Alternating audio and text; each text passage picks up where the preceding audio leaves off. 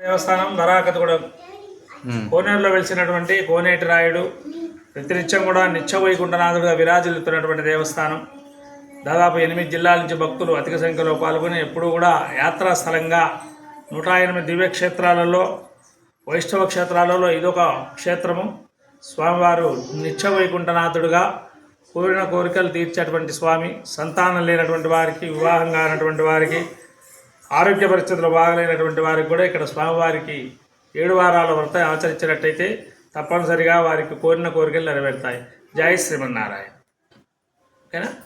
June 2 నా birthday రోజున మేము బరాకతగూడెంలోని స్వయం వెంకటేశ్వర స్వామి, లక్ష్మీ వారాహ స్వామి అయిన వెలిసిన ఈ పుణ్యక్షేత్రానికి విచ్చేశాను.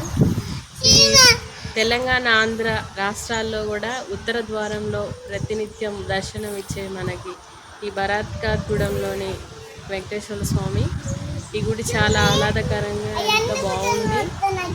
నేను ఈరోజు ఇక్కడికి వచ్చినందుకు చాలా సంతోషంగా వీలవుతున్నాను.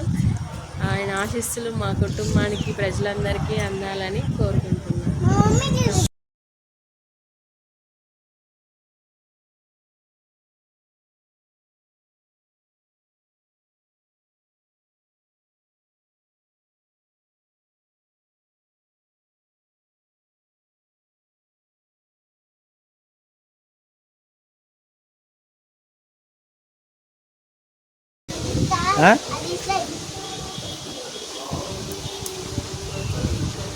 ఇక్కడ ఈ కోనేటిలో వరాహస్వామి వెలిసి ఉన్నారు.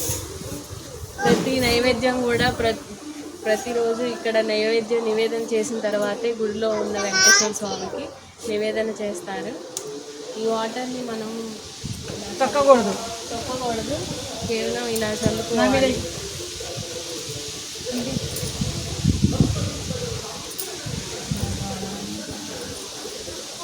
పవిత్రమైన ఈ జలాన్ని తాగడంతో చాలామందికి ఆరోగ్య బాధలు రక్షిస్తున్నాడని ఇక్కడ వింటున్నాం మనం.